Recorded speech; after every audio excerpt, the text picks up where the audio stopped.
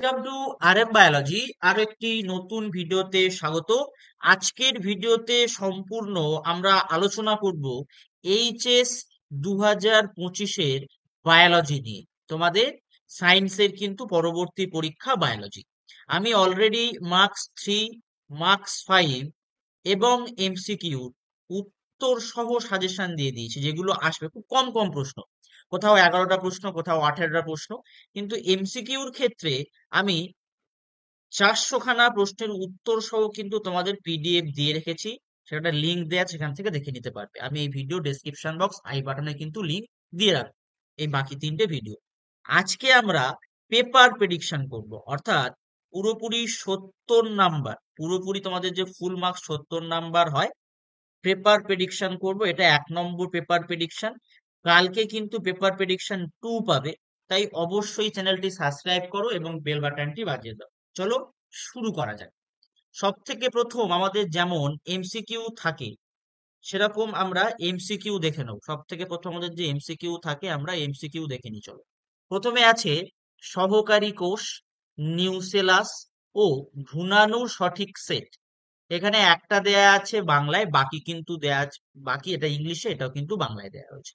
এটা মানে হচ্ছে ভ্রূণ পোষক কলা, ভ্রূণ পোষক কলা।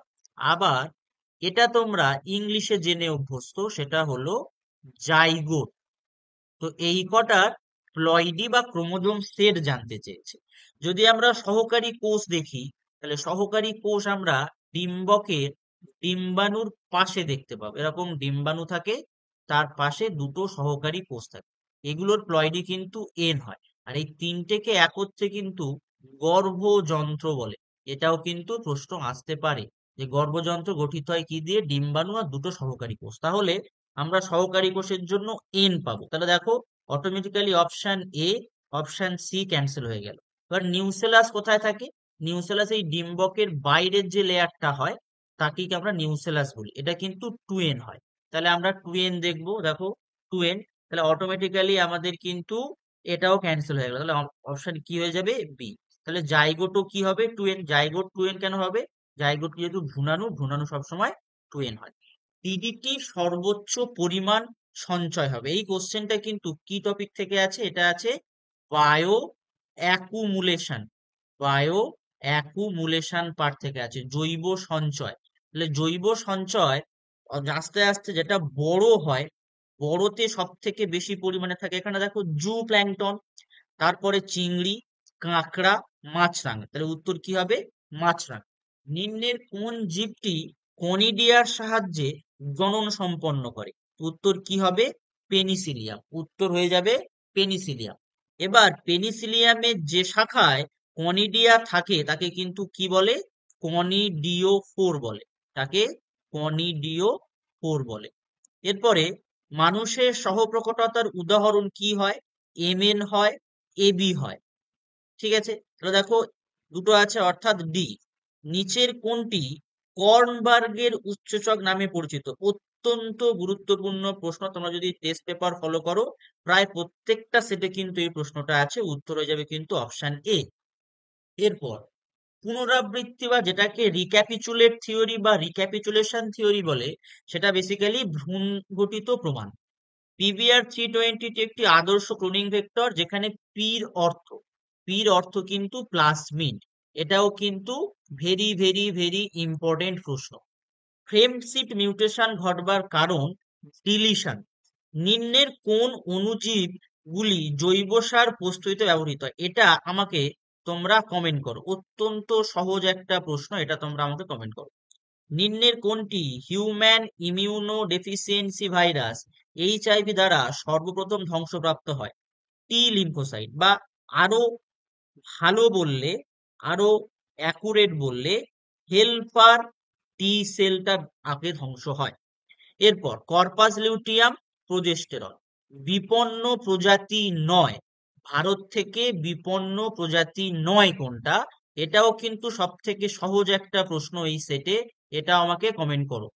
Monoclonal antibody hybridoma, monoclonal antibody উৎপাদিত হয় হাইব্রিডোমা কোষ থেকে। অমৃতা দেবী বেনিওয়াল, এটা কিন্তু তোমাদের হবে চিপকো আন্দোলনের সঙ্গে সম্পর্কিত।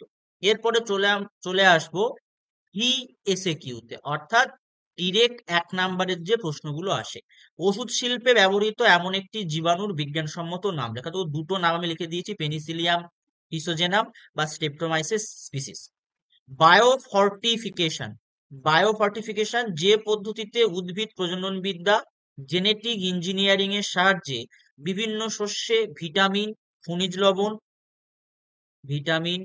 লবণ, প্রোটিন এবং স্বাস্থ্যসম্মত ফ্যাটের পরিমাণ বৃদ্ধি করে শস্যের পুষ্টিগত মান বাড়ানো হয়, তাকে বায়োফর্টিফিকেশন বলে। এর পরিবর্তে আসতে পারে হাইব্রিড ভিগর, সেটাও কিন্তু করে নিও। হাইব্রিড ভিগর সেটাও করে নেওয়া উচিত তোমাদের। আমি কি বললাম, পেপার ডিসকাশন করছি। প্রোস্টেট গ্রন্থির যে কোনো একটি কাজ উল্লেখ করো। দেখো কাজ উল্লেখ করা আছে। অভিযোজিত বিকিরণের সূত্র কে প্রবর্তন করেন? Henry Fairfield Osborn. শুধু অসবর্ন লিখলেও কিন্তু নাম্বার পাবে, যেহেতু 1 নম্বরের প্রশ্ন। হেলিওফাইট সিওফাইটের মধ্যে যে কোনো একটি পার্থক্য দেখো। হেলিওফাইট মানে হচ্ছে তোমার আলো যুক্ত অঞ্চলে থাকবে, অর্থাৎ আলো যুক্ত অঞ্চল। এটা ছায়াযুক্ত অঞ্চল বা ছায়াছন্ন অঞ্চলে থাকবে। তারপরে বহন ক্ষমতা, বহন ক্ষমতা হচ্ছে নির্দিষ্ট পরিবেশে বা বাস্তুতন্ত্রে একটি প্রজাতি টিকে থাকার জন্য প্রয়োজনীয় খাদ্য, বাসস্থান, অন্যান্য সম্পদের উপর ভিত্তি করে সেই পরিবেশে সেই প্রজাতিটি সর্বোচ্চ সম্ভাব্য জনসংখ্যাকে ক্যারিং ক্যাপাসিটি বা বহন ক্ষমতা বলে। বহন ক্ষমতার পরিবর্তে কিন্তু ক্যারিং ক্যাপাসিটি উল্লেখ করে আসতে পারে। এর পরবর্তী যদি আমরা চলে আসি, মার্কস টুর প্রশ্ন বা এসএ কিউ টাইপ 1, যেটা কিন্তু 5টা থাকে। সেখানে দেখো অ্যালোগ্যামি জেনোগ্যামির পার্থক্য এবছরের জন্য বেশ গুরুত্বপূর্ণ। এর সাথে সাথে অ্যানাইসোগ্যামি, অ্যানআইসোগ্যামি, উগ্যামি, এই পার্থক্য করে নিতে পারো। ঠিক আছে, খুব গুরুত্বপূর্ণ। অথবা ভ্যাসেকটমি কি, অ্যামনিওসেন্টেসিসের তাৎপর্য লেখো। তোমরা প্রত্যেকেই পারবে ভ্যাসেকটমি কি, এবং ভ্রূণের বিপাকীয় ত্রুটি, ক্রোমোজোমাল ত্রুটি নির্ধারণ করা যায়, এটা হচ্ছে অ্যামনিওসেন্টেসিসের তাৎপর্য। এরপরে প্লিওট্রপি বলতে কি বোঝো? বংশগতির যে ঘটনায় একটি মিউট্যান্ট জিন পরস্পর সম্পর্কবিহীন একাধিক বৈশিষ্ট্যের বহিঃপ্রকাশ নিয়ন্ত্রণ করে, তাকে প্লিওট্রপি বলে। উদাহরণ হচ্ছে ফিনাইল কিটোনুরিয়া, যে জিন দ্বারা নিয়ন্ত্রিত হয় সেই জিনটা কিন্তু প্লিওট্রপিক জিন, এটা কিন্তু মনে রাখতে পারো। টেস্ট ক্রস কাকে বলে? একটি উদাহরণ দাও। দেখো বেসিক্যালি যখন একটা হাইব্রিডাইজেশন করা হচ্ছে বা সংকরায়ন করা হচ্ছে, সেক্ষেত্রে আমরা দেখো বিশুদ্ধ নিয়েছি। যদি বিশুদ্ধ নিই, এখান থেকে আমরা ক্যাপিটাল টি পাবো, এখান থেকে স্মল টি পাবো। এদের সংমিশ্রণের ফলে এটা কি তৈরি হচ্ছে? এটা একটা হাইব্রিড তৈরি হচ্ছে বা সংকর তৈরি হচ্ছে। এটা সংকর কিনা পরীক্ষা করার জন্য, এই যে F1 জনুতে যেটা পেয়েছি, তার সাথে এই জনিত্রী জনুর প্রচ্ছন্ন বৈশিষ্ট্যযুক্ত জীবকে সংকরায়ন বা ক্রস করানোর পদ্ধতিকেই আমরা কি বলবো? Test cross. তাহলে এবার যদি উদাহরণ চাই, উদাহরণ আমরা কি দিতে পারি? Capital T small tea into small tea small tea. এটা তুমি মেল করে দিতে পারো, ফিমেল করে দিতে পারো, তোমার ইচ্ছা। কিন্তু এখানে তুমি এখান থেকে ক্যাপিটাল টি স্মল টি, এখান থেকে স্মল টি। তাহলে এখান থেকে এটা ক্রস করলে ক্যাপিটাল টি স্মল টি, এটা ক্রস করলে স্মল টি স্মল টি, তাহলে 1:1 দুটো ক্ষেত্রেই। এসসিপি কি? বহুল সংখ্যক মানুষের খাদ্যে প্রোটিনের চাহিদা পূরণের উদ্দেশ্যে এককোষী ব্যাকটেরিয়া, সায়ানোব্যাকটেরিয়া, এককোষী বা বহুকোষী ছত্রাক বা শৈবালের বিশুদ্ধ বা মিশ্র কালচার থেকে নিষ্কাশিত যে প্রোটিন পশু সহ মানুষকে অনুপূরক মানে সাপ্লিমেন্টারি, অর্থাৎ তার বিকল্প হিসাবে ব্যবহৃত খাদ্য হয়, তাকে এককোষী প্রোটিন বলে বা সিঙ্গেল সেল প্রোটিন বা এসসিপি বলে। উদাহরণ কিন্তু ক্লোরেল্লা, খুব নামকরা একটা ক্লোরেল্লা। তারপরে হচ্ছে আণবিক কাঁচি আর আণবিক আঠা বলতে কি বোঝো? জৈব প্রযুক্তিতে কোন দুটি উৎসকে বোঝানো হয়েছে বা কি বোঝো সেটাও আসতে পারে। তাহলে কাঁচি বললে আমরা রেস্ট্রিকশন এন্ডোনিউক্লিয়াস বলবো, আর যদি আমাদের আঠা বলে ডিএনএ লাইগেজ বলবো। বেসিক্যালি রেস্ট্রিকশন যারা হয় তারাই কিন্তু আণবিক কাঁচি হিসাবে কাজ করে। বোঝা গেল ব্যাপারটা? এটা কিন্তু এমসিকিউ প্রশ্নেও কিন্তু দিতে পারে, অপশন দিয়ে দেবে, তোমাকে মার্ক করতে হবে। এই প্রশ্নটা, ওজোন ছিদ্র সৃষ্টি বা ওজোন গহ্বর, এটাকে ওজোন হোলও বলা যেতে পারে, ওজন গহ্বর, তার ফলাফল। এটা কিন্তু তোমাদের মুখস্থ করার দরকার পড়বে না, তোমরা পারবে লিখতে অবশ্যই করে। এরপরে যদি আমরা চলে আসি পরবর্তী ওই কোশ্চেনের অথবাতে, কোন স্থানকে জীববৈচিত্র্য হটস্পট রূপে ঘোষণার ক্ষেত্রে দুটি শর্ত কি? দুটি শর্ত উল্লেখ করো। দেখো শর্ত এখানে আমি 5টা শর্ত দিয়ে রেখেছি, পিডিএফটা তোমরা পেয়ে যাবে, তাই এখান থেকে তোমরা পড়ে নিতে পারবে। ভারতের একটি জীববৈচিত্র্য হটস্পট সুন্দাল্যান্ড হতে পারে, ইন্দো বার্মা রিজিয়ান হতে পারে, ইন্দো বার্মা রিজিয়ান হতে পারে, 4টের মধ্যে যে কোনো একটা দিলেই তোমাদের হবে, কোনো সমস্যা নেই। এরপরে যদি আমরা চলে আসি এসএকিউ টাইপ 2 তে, এসএকিউ টাইপ 2, যেখানে মার্কস 3 প্রশ্ন 9টা আসে এবং সব থেকে কিন্তু ভাইটাল জায়গা, এর উত্তরগুলো মার্কস 3 এবং মার্কস 5 এর ভিডিও দেখলে তোমরা পেয়ে যাবে।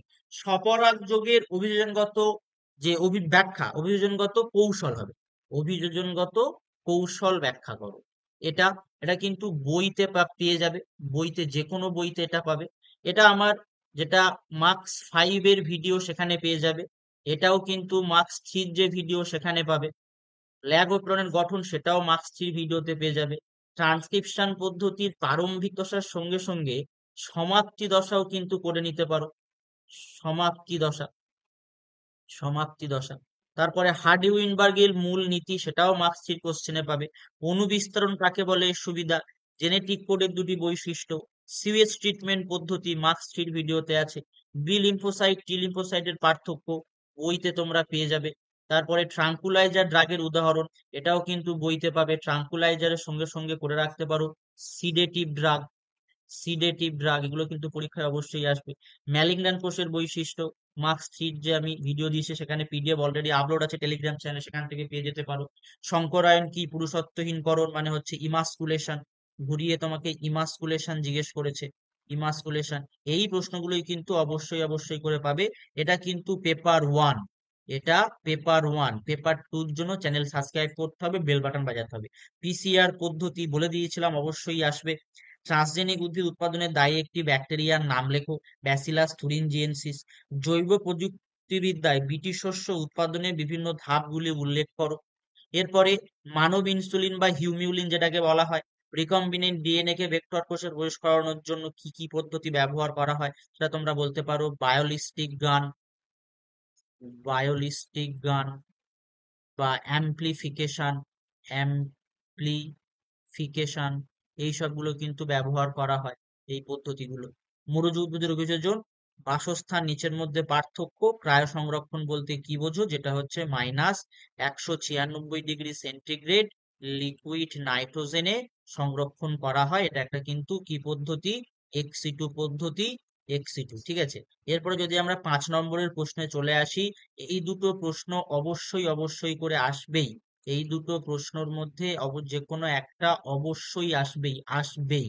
তারপর হচ্ছে ট্রান্সক্রিপশন পদ্ধতির সমাপ্তি দশা, ডিএনএ প্রতিলিপিকরণ অর্ধরক্ষণশীল প্রকৃতির বলা হয় কেন, লিপিতের পরীক্ষার দ্বারা ডিএনএ জেনেটিক বস্তু, ডিএনএ ফিঙ্গারপ্রিন্টিং এর গুরুত্ব, বাস্তুতান্ত্রিক পর্যায়ক্রম যেটাকে বলা হয় ecological succession, ecological succession, ecological succession, এটা, ঠিক আছে। উৎপাদনশীলতা, বিয়োজন বলতে কি বোঝো, জল দূষণের উৎস, এটা না পড়েও পাওয়া যায়, মানব স্বাস্থ্যে কুফল সেটাও না পড়েও লেখা যায়।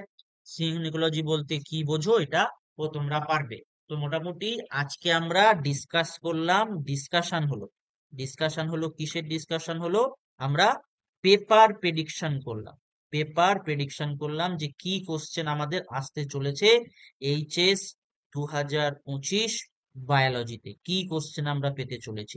এটা হচ্ছে 1 নম্বর, কালকে তোমরা পেয়ে যাবে, অর্থাৎ কালকে তোমাদের হচ্ছে 16 তারিখ, 16/3/25, এটা মর্নিং এ, একদম সকাল সকাল, একদম সকাল সকাল 10টা, 10 AM, 10টার সময় তোমরা পেয়ে যাবে কিন্তু এই একই জিনিস পেপার 2, একই জিনিস পেপার 2। তাই চ্যানেলটি সাবস্ক্রাইব করে নাও, বেল বাটনটি বাজিয়ে দাও। আজকের ভিডিওটি এই পর্যন্ত। পিডিএফটি কালেক্ট করার জন্য টেলিগ্রাম চ্যানেলে যুক্ত হও, সেখানে কিন্তু পিডিএফটি আমি দিয়ে রাখবো পুরোপুরি এরকম উত্তর সহ। তো চলো ভিডিওটি শেষ করি, প্রচুর প্রচুর পরিমাণে শেয়ার করে দিও।